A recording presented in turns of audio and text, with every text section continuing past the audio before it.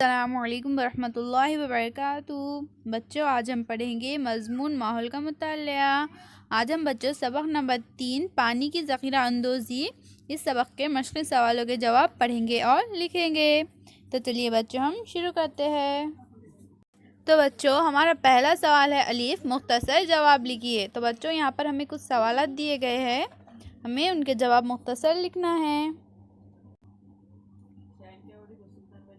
Number 1، پانی کا ذخیرہ کرنا کیوں ضروری ہے؟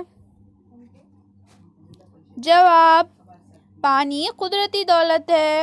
انسان کے ساتھ ساتھ سارے جاندار پانی استعمال کرتے ہیں۔ ہمیں سارا پانی بارش سے ملتا ہے اور ہمارے یہاں بارش صرف 3 سے 4 مہینے ہوتی ہے۔ اگر پانی کا ذخیرہ نہ کرے تو ہمیں ضرورت بھر پانی نہیں ملے گا۔ اس وجہ سے پانی کا ذخیرہ کرنا ضروری ہے۔ نمبر 2، روایتی طریقے سے گھر میں پانی کا ذخیرہ کس طرح کیا جاتا تھا؟ جواب، روایتی طریقے سے گھر میں باڑے کے باہر آنگن میں کم محیط والا چھوٹا کنواں کھودا جاتا تھا۔ اس کنویں میں سال بھر پانی رہتا تھا۔ کنویں میں ڈول ڈال کر پانی نکالا جاتا تھا۔ اس طرح روایتی طریقے سے گھر میں پانی کا ذخیرہ کیا جاتا تھا۔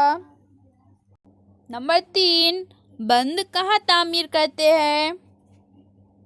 جواب، بند ندی پر تعمیر کرتے ہیں۔ نمبر 4، پانی کی آلودگی سے کیا مراد ہے؟ جواب، پانی کے معیار کا کم ہونا یعنی پانی کی آلودگی ہے۔ گندے پانی، کارخانے کے گندے پانی، سڑی اور خراب چیزوں کے پانی میں شامل ہونے سے پانی آلودہ ہو جاتا ہے۔ اب ہمارا اگلا سوال ہے بچوں، غور کیجئے کہ جن علاقوں میں پانی کی قلت ہوتی ہے وہاں پانی کا ذخیرہ کس طرح کریں گے؟ بتائیے کہ اس کے لیے کیا کیا جا سکتا ہے؟ تو ہمارا جواب ہے بچوں، جواب، جن علاقوں میں پانی کی قلت ہوتی ہے وہاں پانی کا ذخیرہ کرنے کے لیے درج ذیل تدابیر اختیار کر سکتے ہیں۔